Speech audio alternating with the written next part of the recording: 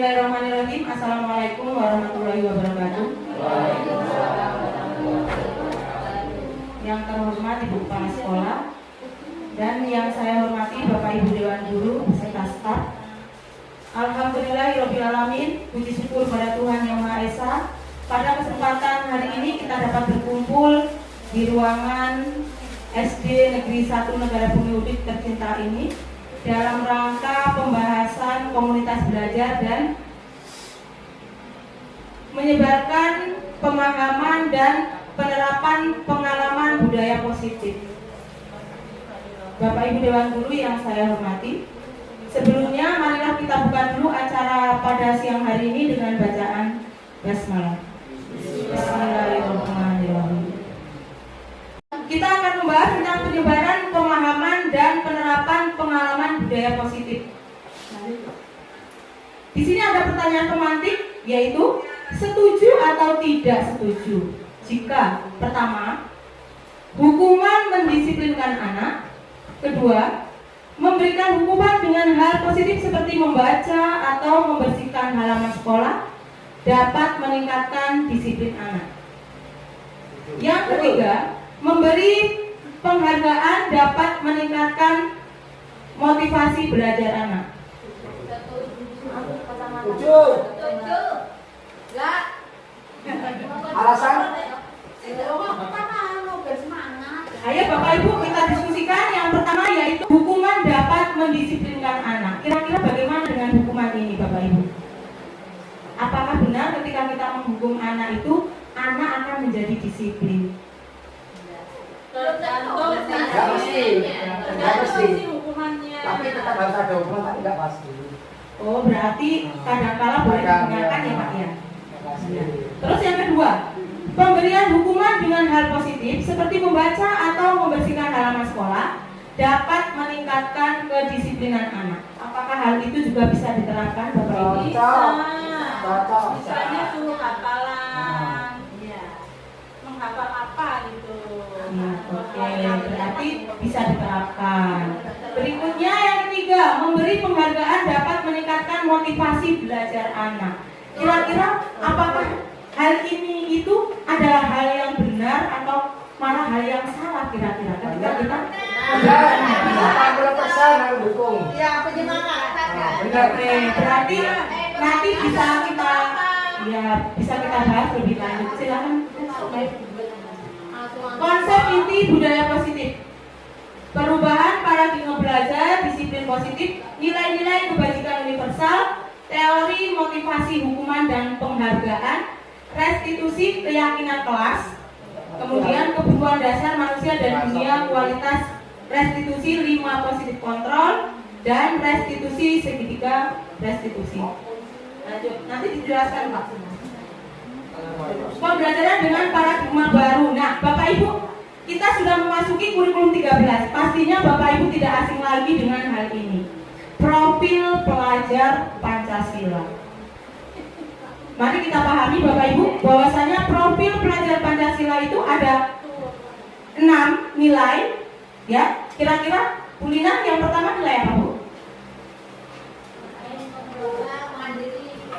Mandiri, ya. Kita dituntut untuk mandiri. Kemudian yang berikutnya kreatif. Sebagai seorang guru kita juga harus memiliki kreativitas ya Bu ya.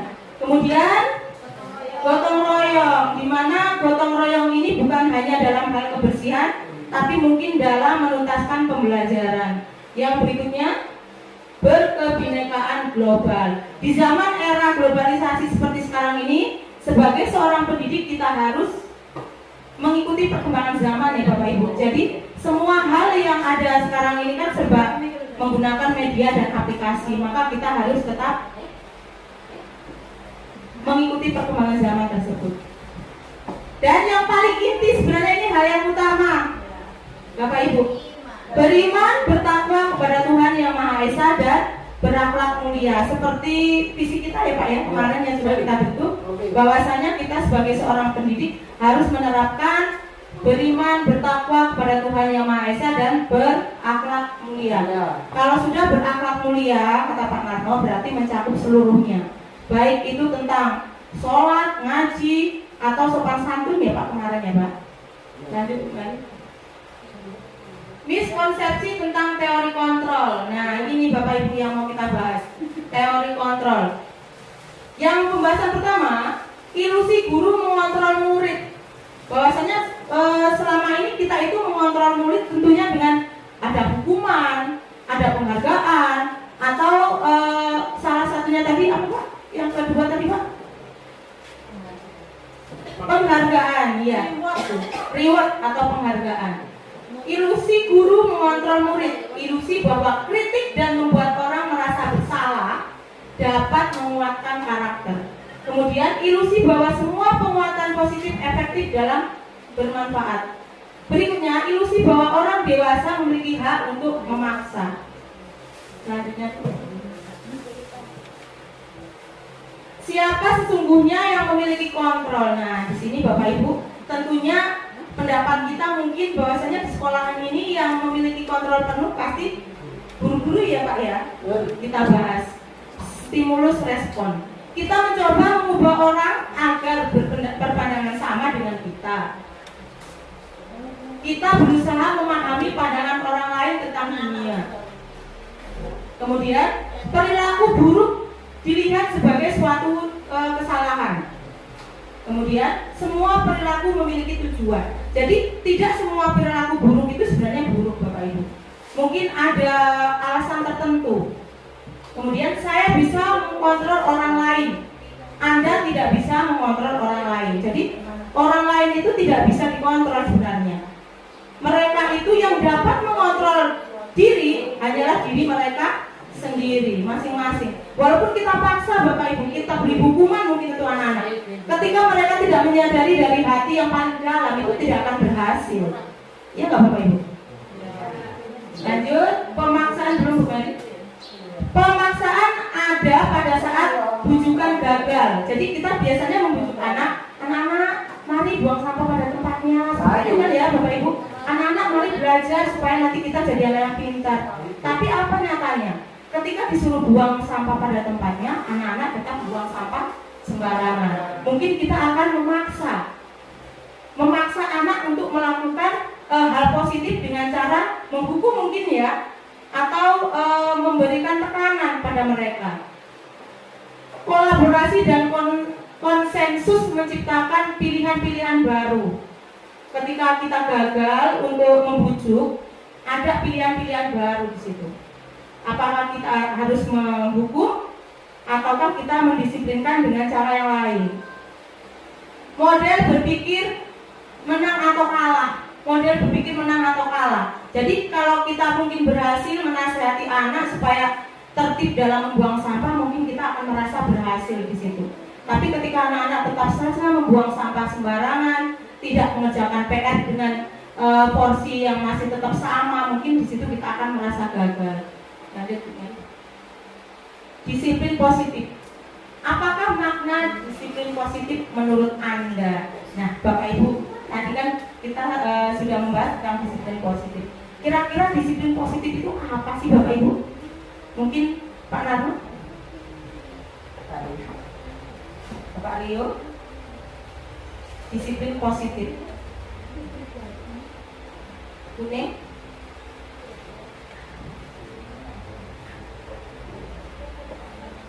Tentunya anak-anak kita disiplin itu berarti peraturan, mungkin kan seperti itu ya, positif.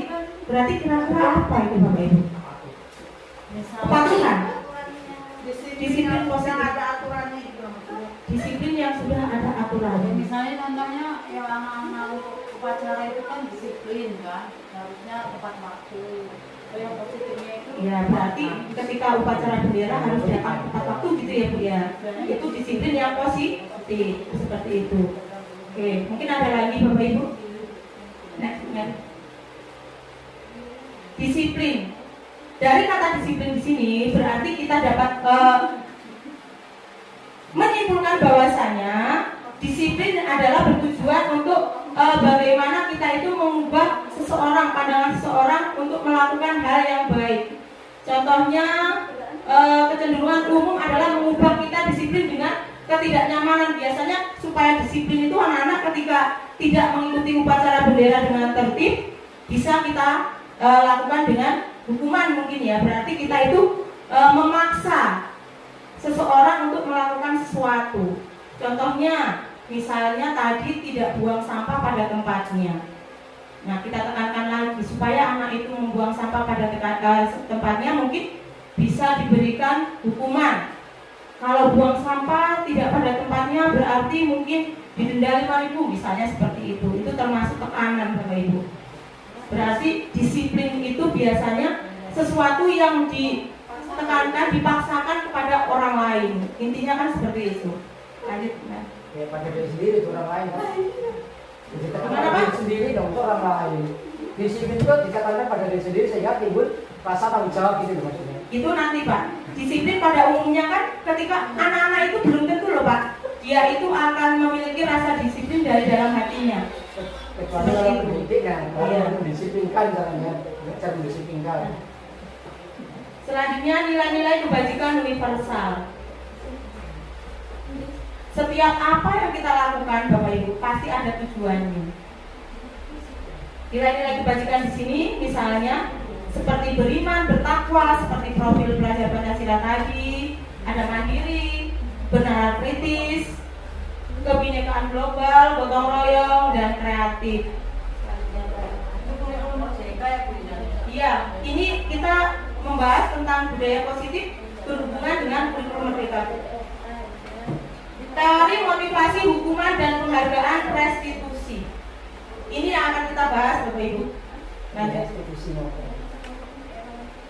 Teori motivasi perilaku manusia. Jadi sebagai manusia kita itu memiliki perilaku motivasi eksternal, yaitu dari luar.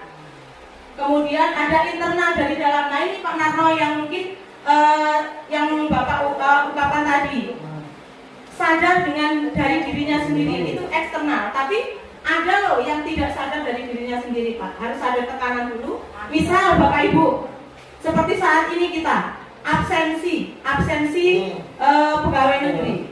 Kita dituntut untuk disiplin waktu. Itu tidak semua sadar dari dalam diri loh Pak. Ada tekanan pasti, oh iya nanti gaji saya dipotong atau nanti kita mendapat teguran dan sebagainya. Iya nggak Pak? Bapak Ibu? Ya. Mungkin tepat sekali pendapat saya seperti itu. Insya Allah. Ya, insya Allah. Ya. Jadi untuk menghindari ketidaknyamanan atau hukuman itu adalah teori dari eksternal.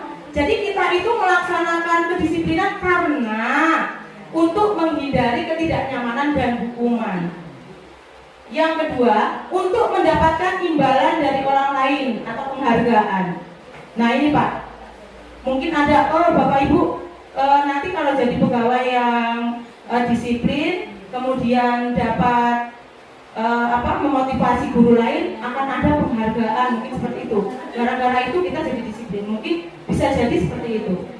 Berikutnya yang ketiga, untuk menghargai diri sendiri. Nah ini Pak yang utama Pak, yang Bapak tadi sampaikan. Untuk menghargai diri sendiri. Saya akan menjadi orang yang seperti apa bila saya melakukannya. Nah mungkin jawaban Pak Narno tadi seperti apa Pak tadi Pak?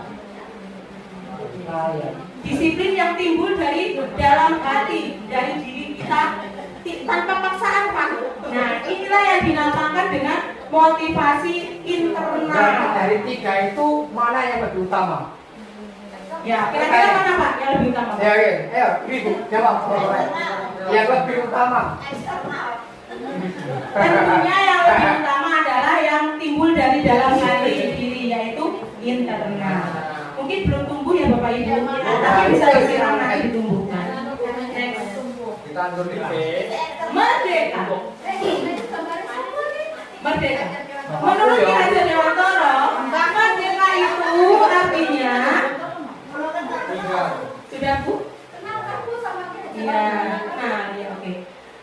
Menurut Ki Hajar Dewantara, merdeka itu artinya tidak hanya terlepas dari perintah, akan tetapi juga cakap membuat memerintah diri sendiri. Jadi tidak hanya kita itu memerintah Bapak Ibu, tapi kita memberikan contoh terlebih dahulu. Jangan, anak-anak bersihkan halaman, berangkat pagi, tapi nyatanya diri kita sendiri tidak bisa melakukannya. Jadi seharusnya sebagai seorang pendidik kita memberi contoh terlebih dahulu.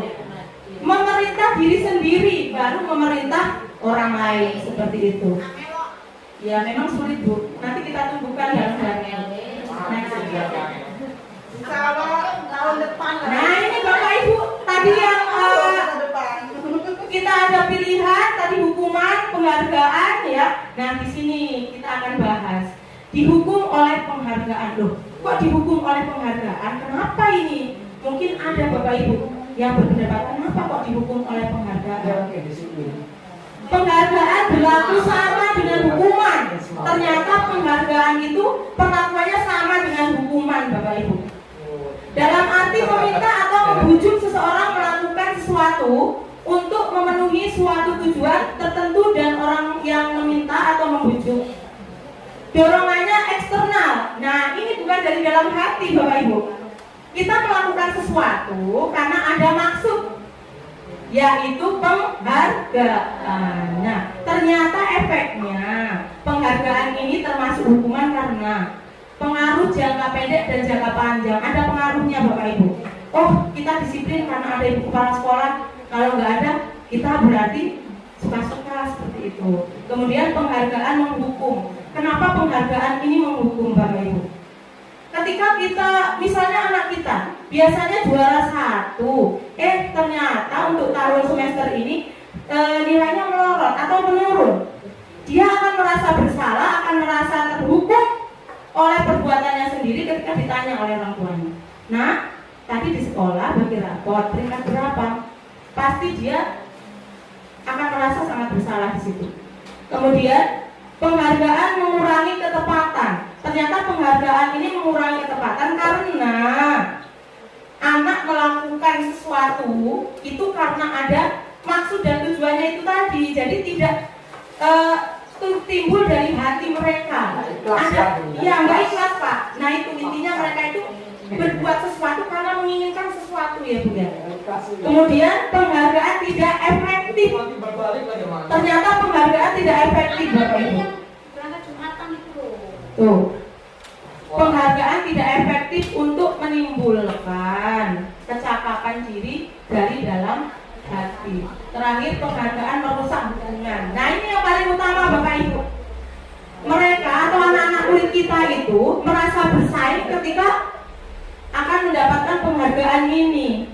Jadi mereka itu pasti melihat temannya, tadinya saya peringkat 1, kenapa sekarang si dia? Itu akan timbul merusak hubungan itu tadi. Jadi mungkin jadi mesum-mesuan seperti itu Bapak Ibu. Itu ternyata sangat menghukum. Penghargaan meruntuhkan kualitas. Penghargaan meruntuhkan kualitas. Bagaimana ini bisa disebut penghargaan meruntuhkan kualitas kira-kira Bapak Ibu? Oh karena kata dia karena karbitan ya Bu. Jadi karena ada sesuatu nanti ketika saya peringkat 1 dapat hadiah lo dari guru. Jadi seperti karbit gitu ya. Tidak timbul dari dirinya sendiri. Mungkin ada yang lain Bapak Ibu. Lanjut berarti. Penghargaan mematikan kreativitas. Jadi anak itu dituntut untuk kreatif, tapi karena ada penghargaan, mereka itu kreativitasnya itu seolah-olah disetting Bapak Ibu. Jadi tata tertib, terus kemudian rajin belajarnya itu kayak disetting, bukan timbul dari hati mereka masing-masing. Kita mau praktek ya? Iya, mirip kita mau praktek kata Bu Yunusati, karena PPG, ya seperti itu. Jadi buat-buat ya Pak ya, tidak timbul dari hati nurani. Penghargaan mengurangi motivasi intrinsik. Jadi intrinsik itu adalah motivasi yang timbul dari dalam Bu. Jadi penghargaan itu dia itu anak-anaknya cuma pokoknya direkayasa. Jadi dia itu pokoknya saya ingin hadiah dari buku ini, makanya saya harus begini, harus begini. Caranya menang. Iya, bagaimana caranya ya Pak ya? Next. Program kebajikan apresiasi. Yang pertama, dalam memberikan apresiasi pengakuan perlu diingat beberapa hal Bapak Ibu.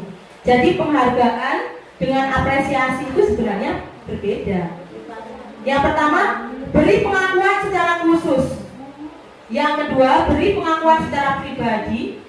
Ketiga, beri pengakuan kepada semua murid bergantian. Keempat, beri pengakuan secara konsisten. Kelima, fokus pada proses. Next. Kita bahas satu persatu. Pertama, pembuka ini. Pembukanya kemarin saya perhatikan. Nilai kebajikannya, rasa empatimu besar sekali pada saat menolong murid baru di kelas kita. Nah, ini adalah cara kita memberikan apresiasi kepada anak, Bapak Ibu. Yang kedua, saya menghargai kepedulianmu pada saat kamu membantu teman-temanmu di tugas kelompok. Berikutnya, terima kasih untuk rasa tanggung jawabmu pada saat kamu memungut kertas-kertas yang berserakan di lantai. Next. Tindakan guru. Di sini ada hukuman atau konsekuensi. Jadi hukuman dan konsekuensi. Apakah kedua kata ini memiliki makna yang sama, Bapak Ibu? Hukuman dan konsekuensi. Bagaimana? Hukuman dan konsekuensi. Sama atau tidak sama? Oh, konsekuensi, dong resiko. Konsekuensi apa? Ya, bisa konsekuensi. Resiko. Hukuman. Pasti ada resikonya. Jadi kira-kira sama atau berbeda? Beda. Serupa tapi tak sama. Oke. Nah, ini Bapak Ibu ternyata perbedaan hukuman dan konsekuensi. Contohnya, ketika kita memerintahkan anak untuk mencatat 100 kali di dalam buku kalimat saya tidak akan terlambat lagi karena terlambat ke sekolah ini. Anak-anak terlambat ke sekolah, kita berikan mereka itu suruh nulis 100 kali saya tidak akan terlambat ke sekolah. Ternyata bentuk seperti ini itu masuk ke dalam hukuman. Kemudian berikutnya, lari mengelilingi lapangan. Ini Pak Irham ini biasanya ya Pak ya. Ini juga masuk ke dalam hukuman. Kemudian murid diminta untuk push up. Pak Irham lagi ini sepertinya. Ini juga termasuk ke dalam hukuman. Dan berikutnya, menggantikan kertas tugas teman yang telah dicoret-coret. Nah, ini anak itu ternyata melakukan kesalahan mencoret-coret kertas tugasnya temannya. Dia itu tidak dihukum tapi bertanggung jawab atas apa yang dilakukan dengan mengganti kertasnya. Inilah bedanya hukuman dan konsekuensi. Terus berikutnya membersihkan tumpahan air di meja tulis karena tersenggol pada saat belajar. Ini termasuk juga konsekuensi. Jadi perbedaannya, kalau hukuman itu diberikan bukan karena sesuatu itu sama ya Bapak Ibu. Tadi bukan karena dia nggak lari harus lari ya Pak, karena terlambat kan. Tapi konsekuensi itu lebih ke apa yang dia lakukan harus dia bertanggung jawabkan. Itu perbedaannya. Perbedaan hukuman dan konsekuensi. Hukuman itu sesuatu yang menyakitkan, membuat anak sakit, anak membenci, disiplin jadinya. Ibu ini loh, gara-gara saya terlambat saya jadi suruh lari misalnya seperti itu. Kemudian memaksa, ternyata hukuman ini paksaan, mendorong anak menyakiti dirinya sendiri, misalnya suruh push up tadi Pak, ya kan seperti itu. Konsep diri yang buruk, mungkin menyimpan dendam dia nantinya. Anak belajar untuk menyembunyikan kesalahan. Nah, karena ada hukuman, maka akan timbul anak itu akan berbohong seperti itu. Karena dia takut itu tadi. Hukuman itu kan paksaan. Kemudian anak belajar marah, rasa bersalah, dipermalukan, merasa tidak dihargai. Kemudian konsekuensi, sesuatu yang harus terjadi. Ya seperti imbal balik itu tadi, kalau udah nyobain kertas temennya, maka harus menggantinya. Menumpahkan air, maka harus mengelapnya seperti itu. Jangka waktunya pendek Bapak Ibu, jadi nggak terus menerus. Membuat anak merasa tidak nyaman. Memang benar membuat anak merasa tidak nyaman, tapi jangka waktunya pendek. Kemudian anak menghargai disiplin. Oh, ternyata karena saya yang menumpahkan air, maka saya yang harus mengelola. Seperti itu. Mendorong anak agar mudah menyesuaikan diri. Jadi nggak ada rasa beratnya Bapak Ibu. Oh ya memang saya yang melakukan, ya berarti saya yang harus bertanggung jawab. Konsep diri yang baik. Anak belajar untuk mematuhi peraturan. Jadi dari sikap itu tadi, anak-anak diajarkan untuk mematuhi peraturan. Kehilangan hak tadi, dibuat tidak nyaman, diasingkan untuk sementara. Jadi ketika anak itu menumpahkan air, pasti teman-temannya gini, oh kapokmu, gitu. Mungkin menyukurkan ya Pak ya, seperti itu. Next. Restitusi. Apa itu restitusi? Ya, proses menciptakan kondisi bagi murid untuk memperbaiki kesalahan mereka sehingga mereka bisa kembali pada kelompok mereka dengan karakter yang lebih kuat. Seperti itu. Restitusi juga merupakan konsep kolaboratif yang mengajarkan murid untuk mencari solusi untuk masalah mereka dan membantu murid berpikir tentang orang seperti apa yang mereka ingin menjadi tujuan dan bagaimana mereka harus memperlakukan orang lain. Next.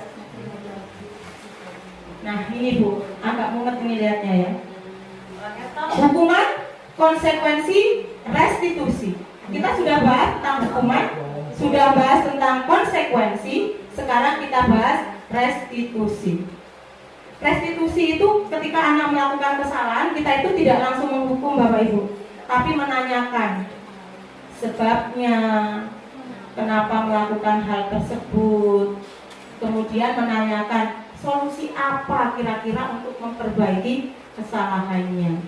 Next, Mer. Ciri-ciri restitusi. Pertama, bukan untuk menebus kesalahan, namun untuk belajar dari kesalahan. Ketika anak-anak tadi menumpahkan air, dia disuruh ngelap, dia belajar. Oh ternyata ketika saya itu melakukan kesalahan, supaya meja ini kering kembali, ya saya harus lap. Seperti itu. 2. Memperbaiki hubungan. Ketika anak itu tadi menyobek tugas temannya, dia harus mengganti. Berarti kan hubungannya diperbaiki ya Bapak Ibu. Ketika anak yang disobek kertasnya itu tadi kan pasti marah. Tapi ketika sudah diganti, tentunya hubungannya akan baik kembali. Kemudian yang ketiga, tawaran bukan paksaan. Jadi ketika anak melakukan kesalahan, kita tawarkan, kira-kira apa yang akan dia lakukan untuk memperbaiki kesalahan tersebut. Berikutnya, restitusi menuntun untuk melihat ke dalam diri. Jadi, kenapa sih nak kamu ngelakuin hal itu? Oh, tadi saya itu ini Bu, teman saya nyontek atau seperti apa. Jadi, melihat dari sisi diri, apa sih, kenapa sih dia melakukan itu, seperti itu. Restitusi mencari kebutuhan dasar yang mendasari tindakan. Jadi anak itu melakukan hal itu pasti ada sesuatu yang mendasar untuk melakukan hal tersebut. Contohnya apa kira-kira Bu Eka? Yang mendasari tindakan. Anak kok melakukan hal itu kenapa sih gitu? Misalnya terlambat nih datang ke sekolah. Kita seharusnya tidak langsung menghukum Bapak Ibu. Kita tanya dulu kenapa sih anak itu terlambat? Mungkin di rumah ada problema, ya Bapak Ibu. Mungkin ya alasan yang mendasar Bapak Ibu. Kenapa sih gitu? Mungkin orang tuanya sedang sakit sehingga dia harus merawat terlebih dahulu, bisa jadi. Jadi harus ditanyakan dulu, jangan langsung divonis. Restitusi diri adalah cara yang paling baik. Restitusi fokus pada karakter bukan tindakan. Jadi karakter anak ketika ditanya bagaimana, bukan tindakannya. Restitusi fokus pada solusi. Jadi kita itu mencari solusi, bukan mencari kesalahan. Restitusi mengembalikan murid yang berbuat salah pada kelompoknya, sehingga setelah diinterogasi gurunya, diberi pemahaman, diberi solusi, dia akan kembali ke kelas dengan lega, tanpa paksaan. Lanjut. Bapak Ibu kita perhatikan, Di sini ada lingkaran merah, lingkaran kuning, lingkaran hijau, lingkaran ungu. Nah, budaya profil yang pertama ini mencakup keseluruhan Bapak Ibu. Mengerucut ke lingkungan positif yang telah kita bahas. Mengerucut lagi keyakinan kelas. Mengerucut lagi peraturan kelas. Nah, kita awali dulu dengan pertama budaya positif. Jadi lingkungan kita itu kira-kira sudah positif apa belum Bapak Ibu? Ya kan? Ya. Tapi kurang. Sudah tapi kurang ya Bu ya, kurang mendukung. Lingkungan positif ya. Keyakinan kelas, kita menuju ke keyakinan kelas. Kenapa keyakinan bukan peraturan? Kan seperti itu ya. Tuh. Terus kemudian next Bu, next. Mengapa tidak peraturan saja? Mengapa harus keyakinan kelas? Seperti itu. Kenapa Pak? Apa Bu keyakinan kelas ya? Nah, keyakinan kelas itu adalah sesuatu yang diyakini oleh anak, dibuat oleh anak dan guru pada suatu kelas tanpa ada paksaan yang timbul dari diri mereka Pak. Jadi ketika kita mau membuat keyakinan kelas pasti kita tanya nih, perbedaannya dengan peraturan ya Pak. Kalau peraturan itu kan kita yang bikin nggak tahu Pak. Ya kan anak-anak wajib ke sekolah datang pukul 7.15 misalnya. Anak-anak kan nggak diajak untuk membuat peraturan itu Pak. Kemudian anak-anak harus buang sampah pada tempatnya. Itu kan anak-anak juga nggak diajak ketika bikin peraturan itu. Seperti itu. Anak-anak harus potong rambut misalnya. Anak-anak juga nggak diajak ketika membuatnya. Nah, ini kita tekankan untuk keyakinan kelas ini dibuat oleh anak dan guru dan dipatuhi oleh anak dan guru dengan penuh rasa tanggung jawab. Itulah keyakinan kelas Pak. Contohnya, misalnya seperti ini Pak, peraturan kelas. Di kelas saya ada visi, misi, kemudian peraturan kelas yang belum ditempel Pak. Buang sampah pada tempatnya. Kita harus menggunakan kalimat positif, jangan sampai menggunakan kalimat negatif. Dilarang membuang sampah sembarangan, itu negatif Pak. Kita ubah ke kalimat positif menjadi buanglah sampah pada tempatnya. Jadi ketika anak-anak itu mengajukan keyakinan kelas tersebut, nanti ketika dia melanggar kita ingatkan aja Pak. Nah, kira-kira kamu melanggar peraturan keyakinan kelas yang mana nih? Oh iya Bu, saya lupa. Nah, ketika timbul dari dalam hati dan dia sendiri yang membuatnya, itu akan lebih efektif Pak. Misalnya lagi, ini baru Pak, mereka hampir berani, tapi entahlah nanti. Katanya mereka itu akan membawa uang saku Rp1.000 saja. Saya tanya, yakin nih dengan keyakinan kelas yang ini? Yakin Bu? Solusinya untuk mengantisipasi hal-hal yang tidak diinginkan dengan membawa uang saku hanya Rp1.000? Bawa bekal ternyata Pak, bawa bekal air minum dan makan. Terus nanti kalau pingin jajan es kan 1.000 bisa dapat es katanya. Ini tapi belum berjalan Pak. Next.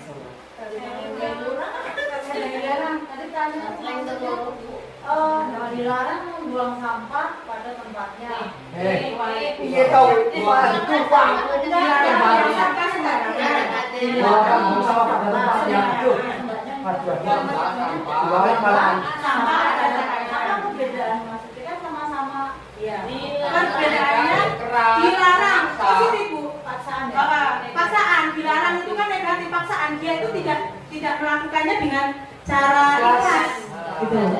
Kita tidak boleh membuat keyakinan kelas dengan kalimat-kalimat negatif. Kita harus merubahnya ke dalam kalimat positif. Contohnya seperti ini lagi Bu. Dilarang datang ke sekolah terlambat. Itu juga tidak boleh. Kita harus ubah lagi. Datang ke sekolah tepat waktu, seperti itu. Oh. Iya. Sudah Bu? Iya. Oke, lanjut. Contohnya seperti ini Bapak Ibu. Next, lanjut aja. Sekarang kita lanjut. Anak-anak itu melakukan hal-hal seperti yang kita bicarakan tadi itu pasti ada dasarnya. Ternyata kebutuhan dasar manusia itu pertama kasih sayang dan rasa diterima, penguasaan, kesenangan, kebebasan, bertahan hidup. Ini ternyata Bapak Ibu. Mungkin ada anak ya yang di kelas itu kadang itu mungkin membuat guru itu merasa kesel gitu ya. Ternyata setelah ditelusuri, mereka itu perlu atau kurang kasih sayang dari orang tuanya. Sehingga di sekolah mereka mencari perhatian. Iya, kelas yang berusia tidak. Iya. Terus penguasaan. Nah ini mereka merasa ingin berjaya gitu ya. Wah, saya ini loh kelas 6, adiknya itu berarti anak buah saya. Nah ini ketika dia memiliki rasa ini, berarti ya itu tadi Pak timbulnya Pak. Adik kelasnya dikalahkan seperti itu. Bukan mengayomi. Iya. Terus berikutnya kesenangan. Mungkin dengan rasa jahil itu tadi dia merasa bahagia. Nah itu. Ada hal yang seperti itu. Jadi temannya diem tiba-tiba disenggol jatuh seperti itu. Tapi dia happy karena hal itu Pak. Kemudian kebebasan. Anak itu tidak mau ditekan Bapak Ibu. Ketika di kelas mungkin mereka itu tujuan utama tidak untuk belajar tapi lepas dari tanggung jawab yang ada di rumah. Nah ini yang perlu kita pahami. Anak itu datang ke sekolah itu apa tujuannya? Kemudian bertahan hidup. Nah ini yang bahaya ya Bapak Ibu. Ada bertahan hidup. Jadi ketika kita ingin memenuhi 5 kebutuhan ini tadi, apapun akan dilakukan oleh seseorang itu tadi. Baik itu hal negatif ataupun hal positif. Itu tadi pengaruhnya. Lanjut. 5 posisi kontrol. Yang pertama, posisi buka bisa baca.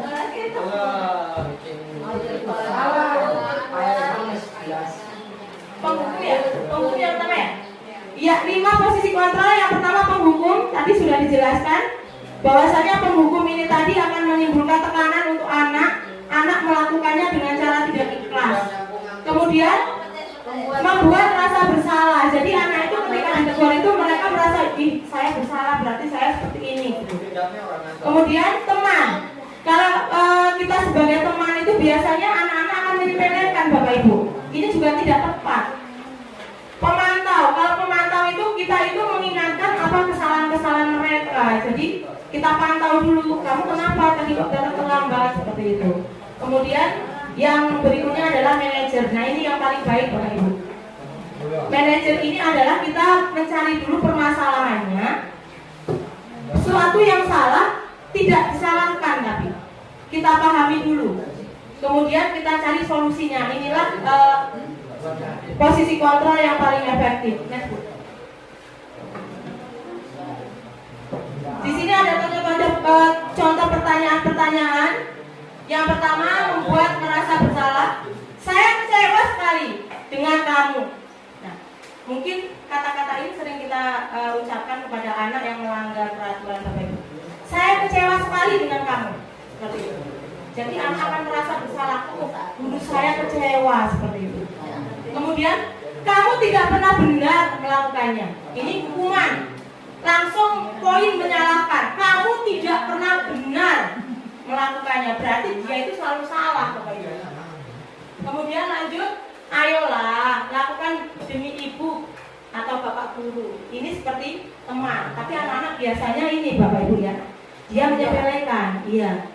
Kemudian lanjutnya, apakah kamu mau mendapatkan stiker bintang hari ini? Ini termasuk motivasi kita memantau gitu ya. Apakah kamu mau nanti ada rapor merah? Apakah kamu mau? Ini termasuk kontrol, mengingatkan, dikontrol mereka. Kemudian bagaimana kamu bisa menyelesaikan masalah ini? Ini kita tanyakan.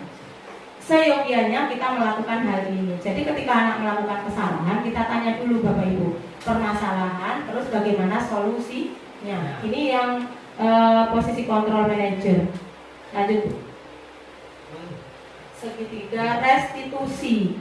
Tadi Pak Narno bertanya apa itu restitusi. Inilah Pak, segitiga restitusi. Validasi kebutuhan, menstabilkan identitas, menanyakan keyakinan. Jadi kita tanya dulu, kenapa nak kamu melakukan itu? Kemudian menstabilkan identitas. Oh wajar lah kamu gitu, orang kamu tadi itu kan gitu. Itu namanya menstabilkan. Kemudian menanyakan keyakinan. Jadi kalau seperti itu berarti kamu melanggar keyakinan yang mana, seperti itu. Kemudian kita cari solusinya. Lanjut. Video kasus bisa dibuka nggak ya? Ke ini. Berarti setiap kelas itu memang harus membuat keyakinan kelas masing-masing. Iya Bu. Jadi kita setelah disiplin itu kan umum ya untuk sekolah. Jadi kita buat keyakinan kelas supaya anak itu lebih terarah. Jadi setiap kelas itu bisa masing-masing keyakinan kelasnya. Langsung video. Salam. Kamu mau memahami anak teman penting tidak? Di sini ada video tentang seorang anak yang tugasnya dicontek oleh temannya, dia marah-marah Bapak Ibu.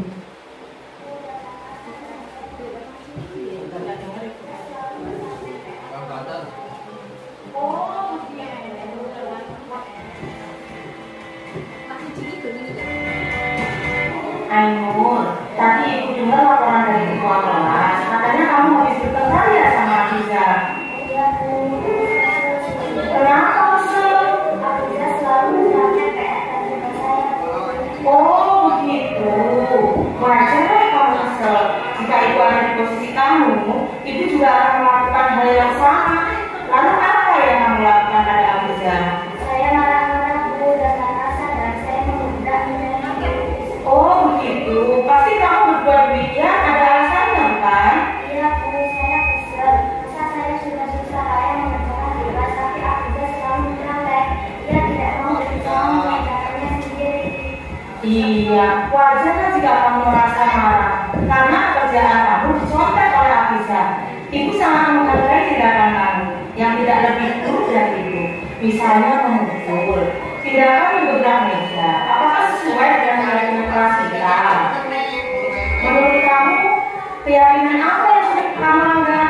Saya menghormati anak teman. Betul. Menurut kamu menghormati antar teman penting tidak? Baik, kalau menurut kamu itu penting. Jadi keyakinan apa yang harus kamu lakukan saat kamu sedang marah? Saya harus bersabar. Kamu bersedia memperbaiki masalah ini? Dia Bu. Apa yang akan kamu lakukan untuk memperbaiki masalah ini? Saya selalu bersabar dan menahan amarah saya. Jika ada teman yang saya Iya, tepat sekali. Tetap semangat ya. Sekarang kamu boleh kembali ke kelas. terima kasih Bu. Iya, sama-sama. Assalamualaikum warahmatullahi wabarakatuh. Nama saya Aidilona. Menurut ingatan kamu sudah berapa?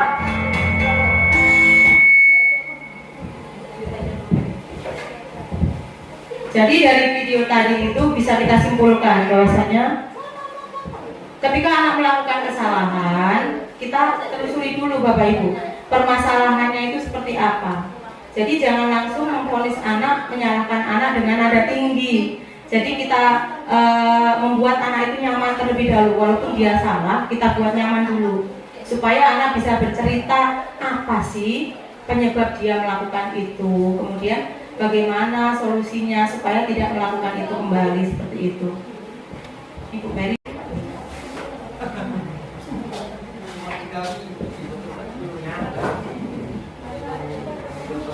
Jadi langkah yang pertama kita menstabilkan identitas. Jadi ketika anak berbuat salah itu kita boleh loh Bapak Ibu, berbuat salah itu hal yang manusiawi, tidak ada manusia yang sempurna. Jadi kita boleh mengucapkan seperti itu supaya ketika ya memang sebenarnya oh kok kayak gitu sih Bu, nanti anak jadi gimana? Biar anak itu stabil dulu supaya biar dia itu merasa ada pembelaan seperti itu. Kemudian kita pastikan bisa menyelesaikan permasalahan ini. Jadi kita tanya, ayo ibu itu mau bantu kamu seperti itu. Kemudian kalau kamu menyalahkan dirimu sendiri terus menerus apa yang akan terjadi? Jadi kalau anak itu selalu menyalahkan diri sendiri itu kan berarti nggak baik ya Bapak Ibu. Jadinya dia itu Tes. Jadi ngomong ya. Kalau mereka selalu menyalahkan diri sendiri, tidak akan ada perbaikan di situ, karena terpuruk namanya. Lanjut Bu.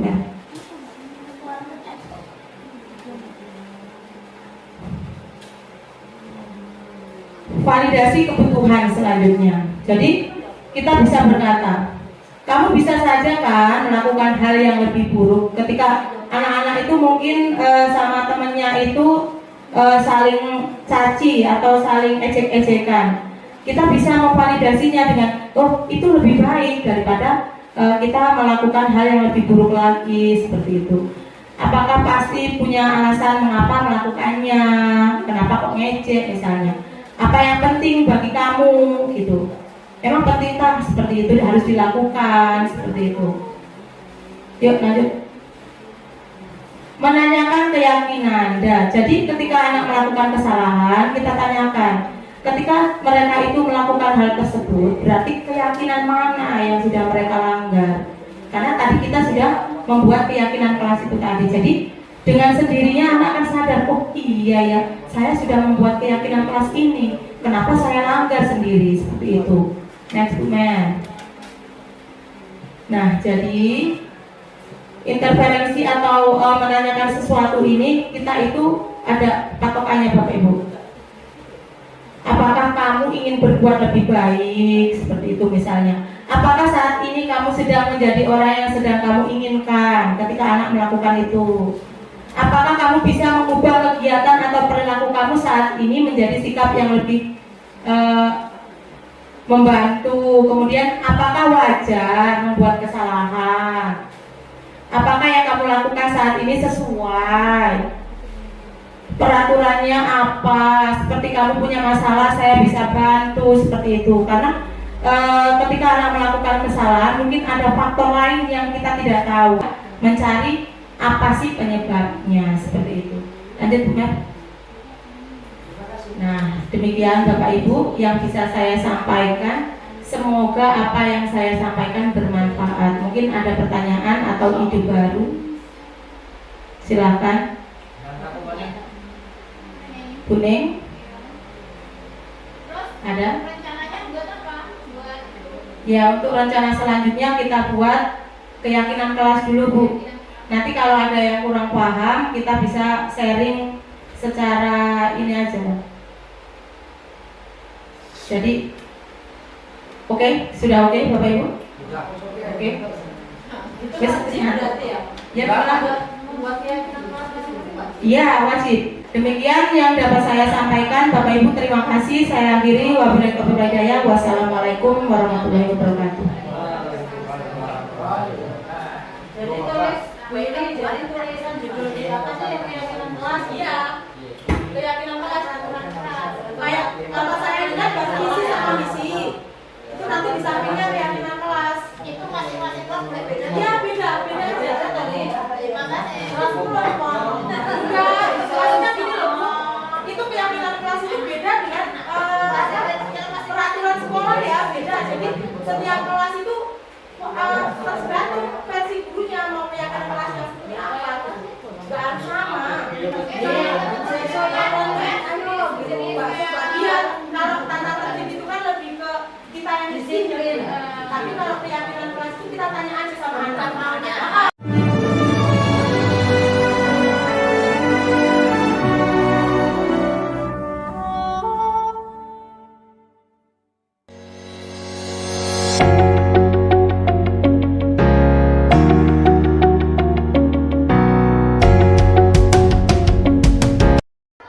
Bismillahirrahmanirrahim. Assalamualaikum warahmatullahi wabarakatuh. Saya Nurbaiti SPDSD, Kepala Sekolah SD 1 Negara Bumi Udik. Setelah saya mengikuti sosialisasi tentang budaya positif yang disampaikan oleh Ibu Yuliana Susanti, saya memahami 5 kontrol guru dalam mewujudkan budaya positif, yaitu penghukum, pembuat rasa bersalah, teman, pemantau, dan manajer. Terima kasih. Wassalamualaikum warahmatullahi wabarakatuh. Assalamualaikum warahmatullahi wabarakatuh. Saya Mary Suprihatin, guru dari SD Negeri 1 Negara Bumi Udik. Setelah berdiskusi dan belajar bersama tentang konsep inti budaya positif di SDN 1 Negara Bumi Udik hari ini, saya mengerti dan memahami tentang pembelajaran dengan paradigma baru, teori motivasi, perbedaan konsekuensi dan hukuman, penghargaan, dan restitusi. Terima kasih. Wassalamualaikum warahmatullahi wabarakatuh. Assalamualaikum warahmatullahi wabarakatuh. Saya Liati, guru SD Negeri 1 Negara Bumi Udik, Kecamatan Anak Tuhan. Setelah saya mengikuti sosialisasi tentang budaya positif yang disampaikan oleh Ibu Yuliana Susanti SPDSD, saya lebih paham 5 posisi kontrol guru dalam mewujudkan budaya positif, yaitu penghukum, pembuat rasa bersalah, teman, pemantau, dan mengajar. Terima kasih. Wassalamualaikum warahmatullahi wabarakatuh. Assalamualaikum warahmatullahi wabarakatuh. Saya Irham Wijayanto, guru olahraga di SD Negeri 1 Negara Bumi Udik. Setelah mengikuti sosialisasi budaya positif, saya menjadi paham bahwasanya penghargaan ternyata memiliki dampak negatif, yaitu seperti mengurangi ketepatan, tidak efektif, merusak hubungan, menurunkan kualitas, mematikan kreativitas, mengurangi motivasi intrinsik. Terima kasih, sekian. Wassalamualaikum warahmatullahi wabarakatuh. Assalamualaikum warahmatullahi wabarakatuh. Saya Sri Astuti. Saya guru SDN 1 Negara Bumi Udik.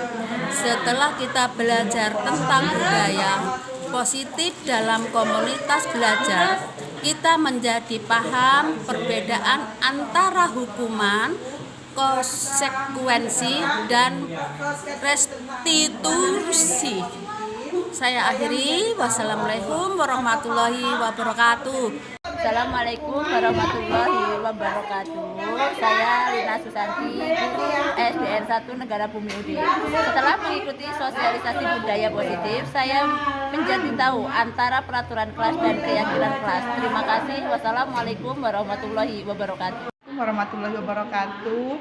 Setelah kita mendengarkan sosialisasi tentang konsep inti budaya positif, saya menjadi tahu atau paham apa perbedaan hukuman dan konsekuensi itu apa, dan juga restitusi itu apa. Ternyata menjalankan budaya positif itu tidak semudah yang kita bayangkan, sehingga dengan adanya sosialisasi ini sangat membantu saya dalam memahami dan menjalankan budaya positif. Sekian, terima kasih. Wassalamualaikum warahmatullahi wabarakatuh. Saya Rusyanti dari SDN 1 Negara Bumi Udik akan memberikan refleksi, yaitu setelah mempelajari konsep inti budaya positif dalam komunitas belajar, saya bisa memahami tentang nilai-nilai kebijakan universal, yaitu tentang teori motivasi, hukuman, dan penghargaan, dan restitusi. Saya akhiri. Assalamualaikum warahmatullahi wabarakatuh. Terima kasih. Assalamualaikum warahmatullahi wabarakatuh. Saya Afrimi Wasningrum, guru SDN 1 Negara Bumi Udik. Setelah mengikuti sosialisasi budaya positif dalam komunitas belajar, saya menjadi paham tentang perbedaan hukuman, konsekuensi, dan restitusi, sehingga kedepannya itu dapat memperlancar kegiatan belajar mengajar serta menjadikan peserta didik lebih disiplin dengan sendirinya. Terima kasih. Wassalamualaikum warahmatullahi wabarakatuh. Assalamualaikum warahmatullahi wabarakatuh. Perkenalkan, nama saya Farizal Setiawan, guru mapel pendidikan agama Islam di SDN 1 Negara Bumi Udik. Setelah saya belajar tentang budaya positif dalam kegiatan komunitas belajar, saya jadi paham perbedaan di antara hukuman, konsekuensi, dan restitusi. Sebelum dilakukannya komunitas ini, saya beranggapan bahwa hukuman dan konsekuensi itu sama. Tetapi setelah mengikuti komunitas ini, ternyata keduanya itu berbeda, di mana konsekuensi itu adalah hasil atau akibat dari sesuatu tindakan, baik itu positif maupun negatif. Sementara itu, hukuman sendiri adalah suatu bentuk konsekuensi negatif yang diberikan sebagai respon atas tindakan yang melanggar aturan, norma, atau hukum. Cukup sekian. Assalamualaikum warahmatullahi wabarakatuh. Assalamualaikum warahmatullahi wabarakatuh. Saya Tasya Bunga Arneta, guru SD Negara 1 Bumi Udik. Setelah saya belajar tentang budaya positif dalam kegiatan komunitas belajar, saya menjadi paham perbedaan di antara hukuman, konsekuensi, dan restitusi. Sebelum saya mengikuti kegiatan pada komunitas belajar ini, saya belum memahami perbedaan antara hukuman, konsekuensi, dan restitusi. Tetapi setelah saya mengikuti komunitas belajar ini, saya menjadi lebih paham antara perbedaan hukuman, konsekuensi, dan restitusi. Terima kasih. Wassalamualaikum warahmatullahi wabarakatuh. Assalamualaikum warahmatullahi wabarakatuh. Nama saya Sunarno sebagai guru mapel dari SDN 1 Negara Bumi Udik. Setelah saya melaksanakan sosialisasi komunitas belajar dalam menerapkan budaya positif yang masih dapat saya pahami, antara lain sebagai berikut, yaitu tentang konsep kebutuhan dasar manusia. Yang pertama, kasih sayang dan rasa diterima, lalu kesenangan, kebebasan, dan penguasaan. Dan yang tak kalah penting lagi yaitu tentang bertahan hidup. Tentunya bertahan hidup itu harus butuh makan. Jika kita makan secara teratur, hidup secara teratur, insya Allah kita akan sehat jasmani dan rohani. Itulah bekal utama kita untuk selalu bertahan hidup.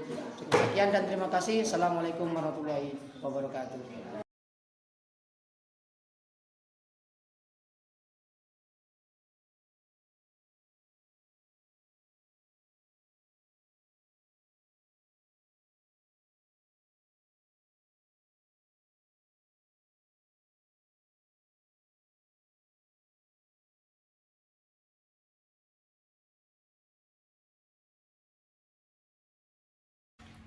Assalamualaikum warahmatullahi wabarakatuh. Saya Yuliana Susanti, SPDSD, guru SD Negeri 1 Negara Bumi Udik, Kecamatan Anak Tuha, Kabupaten Lampung Tengah, calon guru penggerak Angkatan 9. Setelah saya melakukan aksi nyata penerapan budaya positif kepada rekan-rekan sejawat di lingkungan sekolah saya mengajar, ilmu yang saya peroleh dari program guru penggerak semakin bermanfaat dan menuju ke arah yang lebih baik bagi lingkungan tempat saya mengajar. Terima kasih. Wassalamualaikum warahmatullahi wabarakatuh.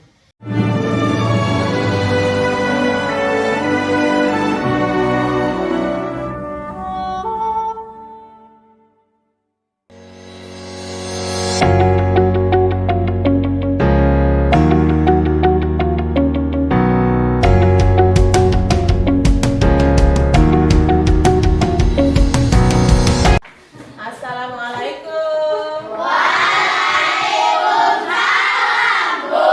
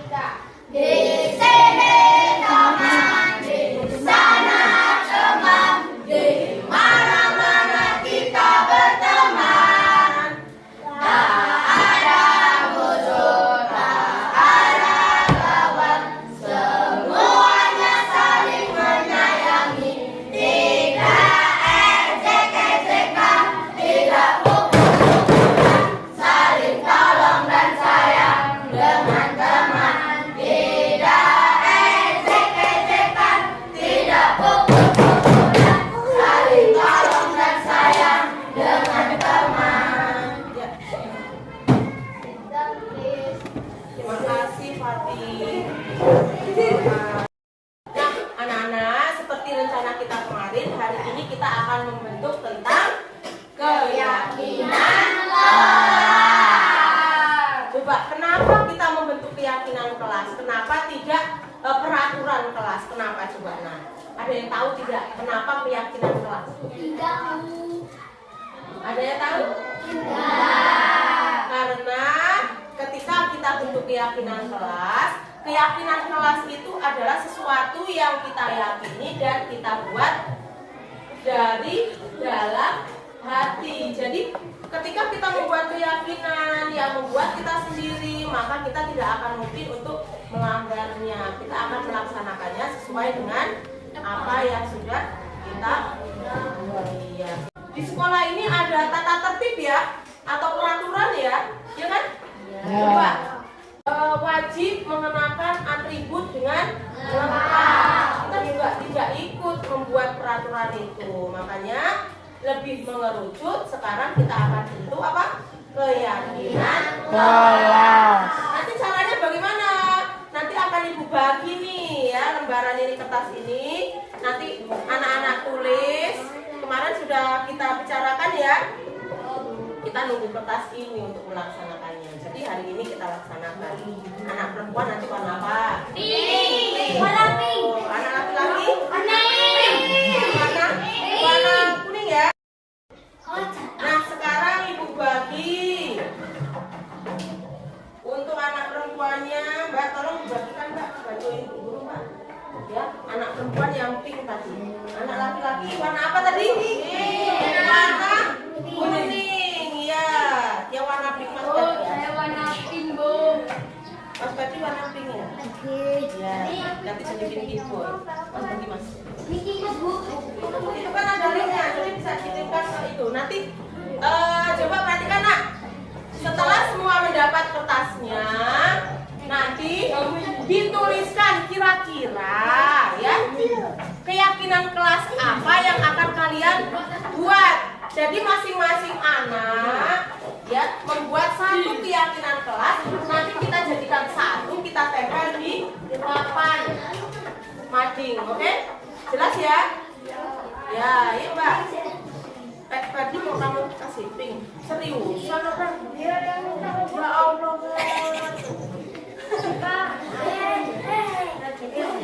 Kita buat dulu ya. Durah Bu.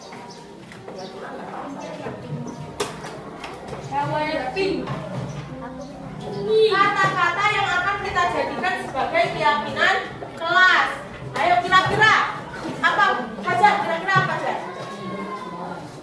Tidak membuli teman. Tidak boleh membuli teman. Oke, Mas Fajar, tidak boleh membuli teman. Tidak boleh memukul teman. Iya, boleh. Tidak boleh ejek-ejekan. Boleh. Ayo, yang lainnya kira-kira apa kira-kira? Kira-kira yang sesuai. Biasanya kita dapatkan ide itu dari pengalaman ya. Kemarin saya itu tidak boleh minta kesiangan. Membuang sampah sembarangan, berarti tidak boleh membuang sampah sembarangan. Boleh, yuk. Oh iya, tidak boleh boros. Ya, boleh Mbak, tidak boleh boros. Oke, berarti kita membuat dulu kalimat dengan kalimat negatif dulu ya. Setelah itu nanti kita rubah menjadi kalimat positif. Tidak boleh jajan. Ya, dikasih nama di atasnya.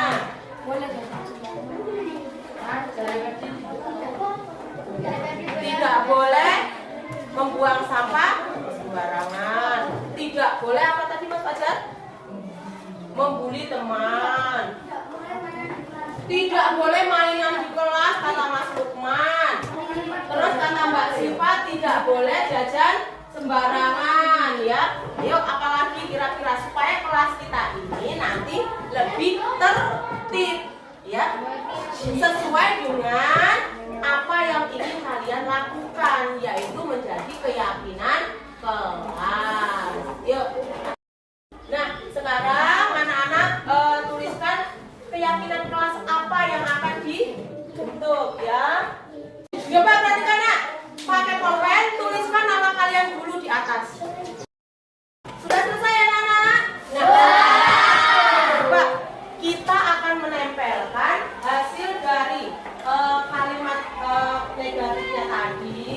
membuat keyakinan kelas di papan yang sudah disediakan di papan pengumuman ini. Ayo silakan, anak laki-laki dibariskan di tempatnya anak laki-laki, yang anak perempuan juga dibariskan di tempat anak perempuan. Gantian, silakan. Tempel mas, langsung tempel, tep. Nah, tangannya boleh di sisi samping, bawah, sampingnya, bawahnya boleh secara bergantian. Yang rapet aja mbak, supaya nantinya kalau nggak seperti itu nanti temennya bingung. Nah, yuk.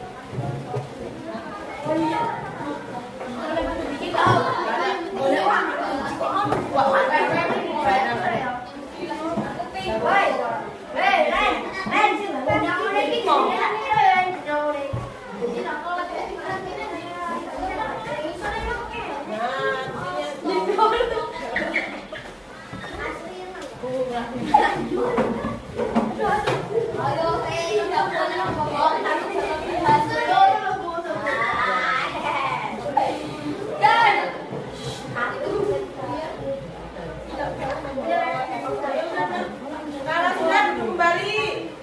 Kalau sudah duduk kembali.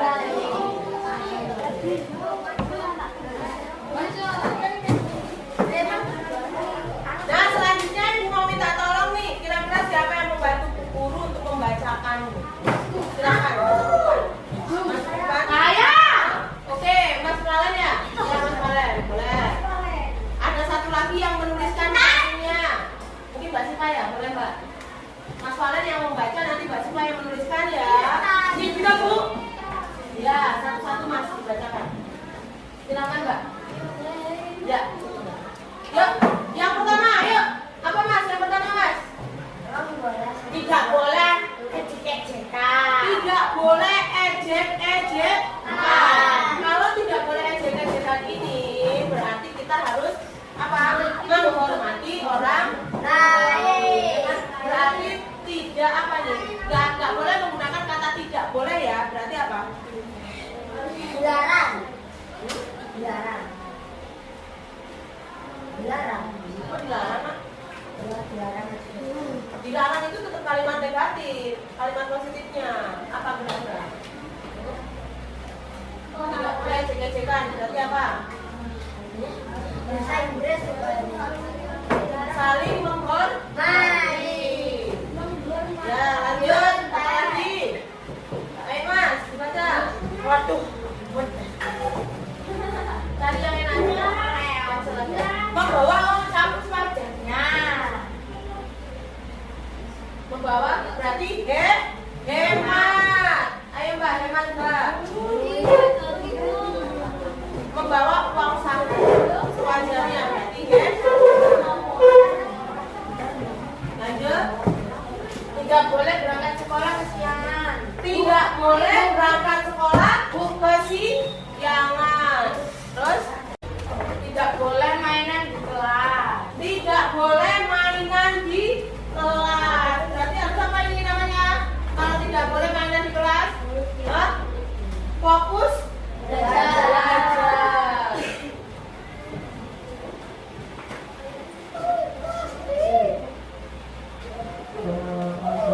Kemudian ada lagi?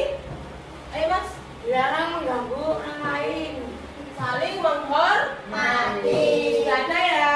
Yuk lanjut. Boleh ditulis lagi Mbak. Lanjut Mas. Yang bisa dibaca. Tidak boleh membuang sampah sembarangan. Tidak boleh membuang sampah sembarangan. Berarti apa ini? Buanglah sampah pada tempatnya.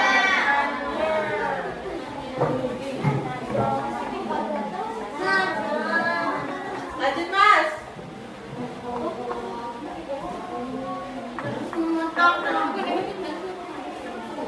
Tidak boleh berambut panjang anak laki-laki. Berarti apa? Ayo apa berarti?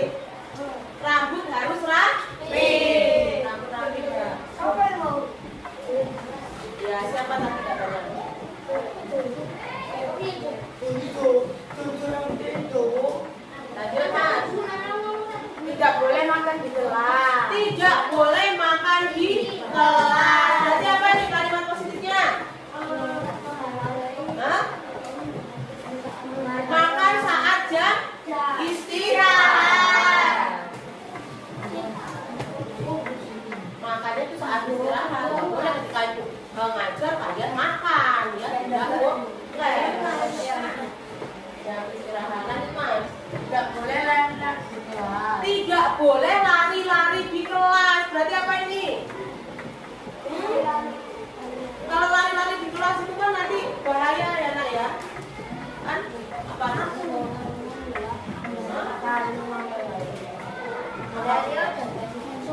Keselamatan sopan santun. Ya pinter Mas, sopan santun Mbak. Kalau lari-lari di kelas kan berarti kan itu ya Mas ya, tidak sopan ya. Apalagi ada guru dia lari-lari ya. Sopan santun Mbak. Lanjut Mas. Tidak boleh mengejek-ngejek teman. Ini sudah sama, tadi ada saling menghormati. Lanjut. Tidak boleh membuli teman. Ini juga sama, saling menghormati. Lanjut. Tidak boleh bukan saat menggunakan fasilitas sekolah. Gimana? Tidak boleh bukan saat menggunakan fasilitas. Tidak boleh rebutan saat menggunakan fasilitas sekolah. Berarti apa? Budaya antri ya, yuk menerapkan budaya antri. Ya, ketika misalnya kita akan menggunakan WC atau toilet atau kita akan ke perpustakaan, ke musola ketika masih penuh, ya nanti kita tunggu di budaya antri. Ada apa? Ya, yuk. Tidak boleh boros. Tidak boleh boros. Dan tidak Jajan sembarangan. tidak jajan sembarangan. Berarti apa ini? Hah? Kalau tidak jajan sembarangan, berarti kesehatan. Benar nggak kesehatan? Terus ada di mana ya?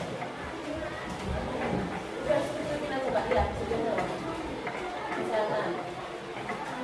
Lanjut Mas. Tidak boleh membawa uang saku yang banyak. Tidak boleh membawa uang saku yang banyak. Berarti apa? Hemat. Hemat Mbak. Sudah ada ya? Yuk lanjut.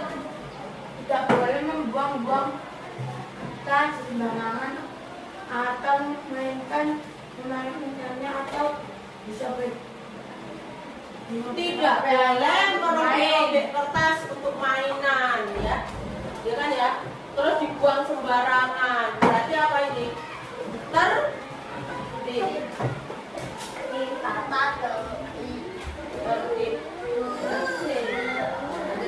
Tidak boleh membuang sampah sembarangan. Sudah ada tadi ya, mana Mbak ya? Buanglah sampah pada tempatnya. Buanglah sampah pada tempatnya. Buanglah sampah pada tempatnya. Ayo langsung Mas. Tadi tidak boleh berkata kosong. Tidak boleh berkata kok. Berarti apa ini? Tadinya kemana Mas? Sopan santun. Sudah ada lagi ya nanti Mas. Tidak boleh membuli teman. Tidak boleh membuli teman. Berarti saling menghormati. Lanjut. Tidak boleh menendang teman. Tidak boleh menendang teman. Sama ya nak ya. Berarti saling menghormati. Tidak boleh membantah perkataan guru. Tidak boleh membantah perkataan guru. Berarti apa ini? Hah? Mematuhi guru. Yuk. Mematuhi guru. Ya kalian harus patuh apa kata bu guru. Tidak boleh dibantah. Ya ketika bu guru memberikan nasihat yang sesuai dengan norma dan agama. Ya. Lanjut. Tidak boleh membuang sampah di laci. Tidak boleh membuang sampah di laci. Berarti apa ini? Buanglah Buanglah sampah sampah pada pada tempatnya. Lanjut. Tidak boleh mainan di kelas. Tidak boleh mainan di kelas di jam pelajaran. Berarti main pada saat jam istirahat. Sudah? Nah sekarang kita tuliskan pada keyakinan kelas kita menjadi satu ya. Tadi kan tuh banyak tuh yang sama. Ayo Mbak. Saling menghormati. Yang pertama. Keyakinan kelas kita yang nomor 1 diberi kehormatan Mbak. Saling menghormati.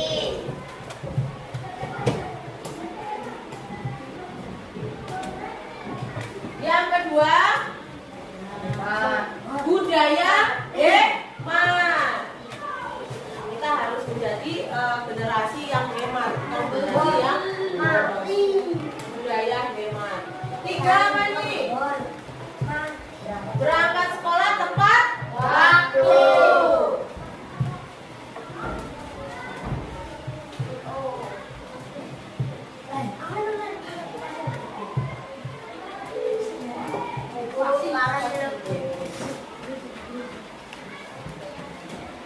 Kemudian berikutnya, fokus belajar di kelas. Nggak boleh mainan ya. Ketika guru menjelaskan, kalian harus fokus belajar di kelas.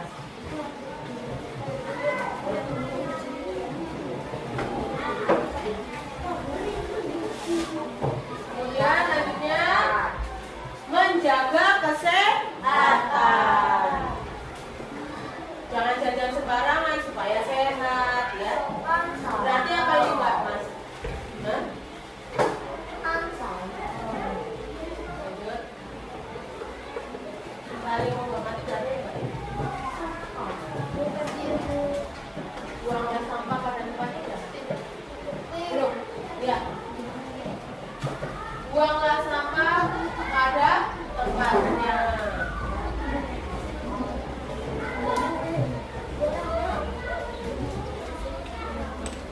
Kemudian berikutnya mematuhi guru.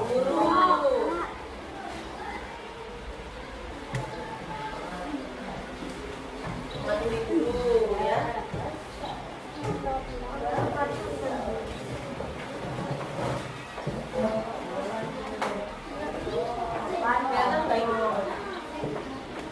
Berikutnya setelah mematuhi guru ada rambut rapi.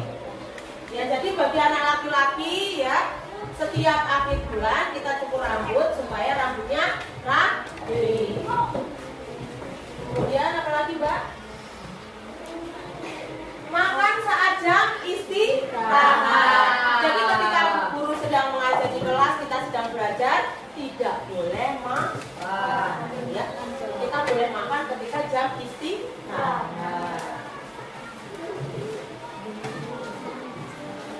Kemudian selanjutnya apa? Sopan dan santun.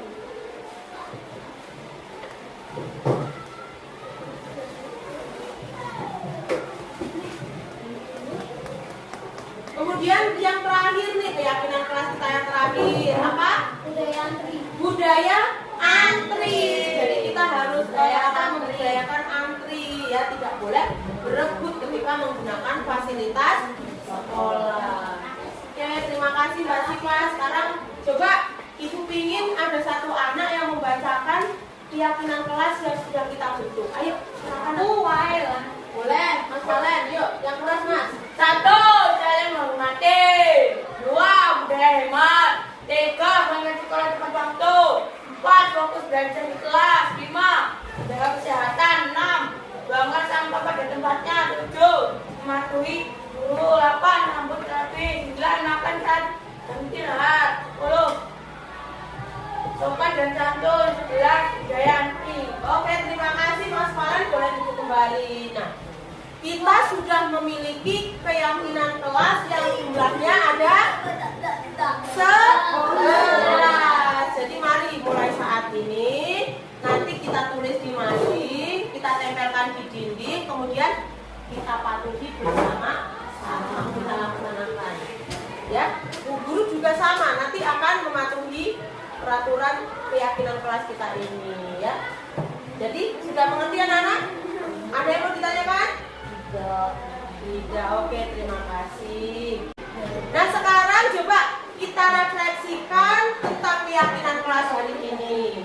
Bagaimana menurut anak-anak? Apakah keyakinan kelas ini dapat kita terapkan untuk memperbaiki suasana kelas kita? Bisa nggak? Bisa. Bisa dijalankan? Bisa. Penuh rasa tanggung jawab.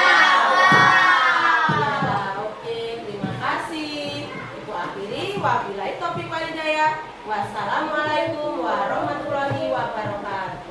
Waalaikumsalam.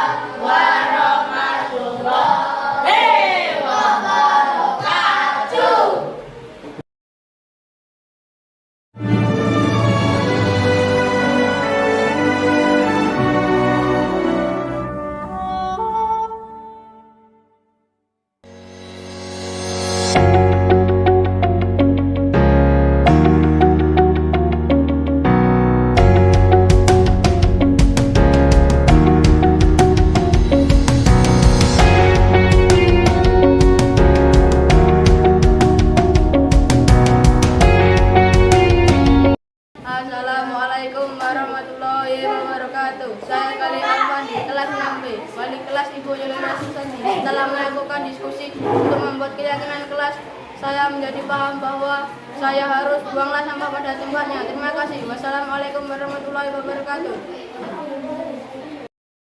Assalamualaikum warahmatullahi wabarakatuh. Saya Fajar Jaya Saputra, kelas 6B, wali kelas Ibu Yolanda Susanti. Setelah melakukan diskusi untuk membuat keyakinan kelas, saya menjadi paham bahwa saya harus makan saat jam istirahat. Terima kasih. Wassalamualaikum warahmatullahi wabarakatuh.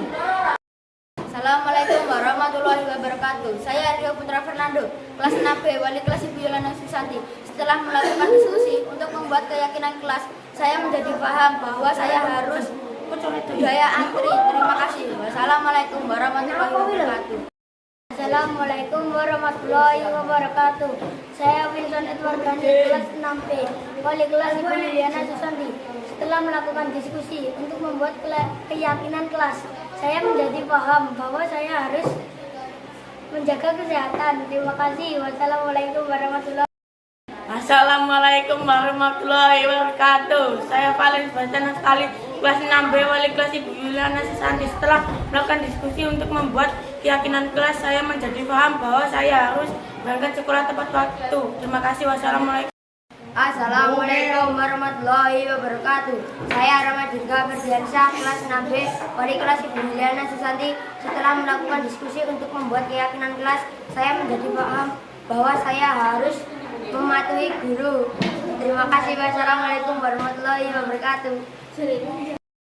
Assalamualaikum warahmatullahi wabarakatuh. Saya Lukman Nurjanto, kelas 6B, wali kelas Ibu Yuliana Susanti. Setelah melakukan diskusi untuk membuat keyakinan kelas, saya menjadi paham bahwa saya harus fokus belajar di kelas.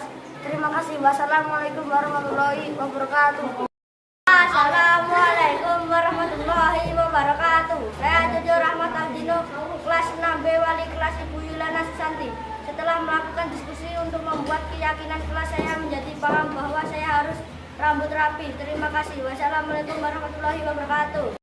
Assalamualaikum warahmatullahi wabarakatuh. Saya Sedatul Asifah, kelas 6B, wali kelas Ibu Yuliana Susanti. Setelah melakukan diskusi untuk membuat keyakinan kelas, saya menjadi paham bahwa saya harus budaya hemat. Terima kasih. Wassalamualaikum warahmatullahi wabarakatuh. Assalamualaikum warahmatullahi wabarakatuh. Saya Harum Yesi Rahmadani dari kelas 6B, wali kelas Ibu Yuliana Susanti. Setelah melakukan diskusi untuk membuat keyakinan kelas, saya menjadi paham bahwa saya harus saling menghormati. Terima kasih. Wassalamualaikum warahmatullahi wabarakatuh. Assalamualaikum warahmatullahi wabarakatuh. Saya Vega Ananda, kelas 6B, wali kelas Ibu Yuliana Susanti. Setelah melakukan diskusi untuk membuat keyakinan kelas, saya menjadi paham bahwa saya harus sopan dan santun. Terima kasih. Wassalamualaikum warahmatullahi wabarakatuh.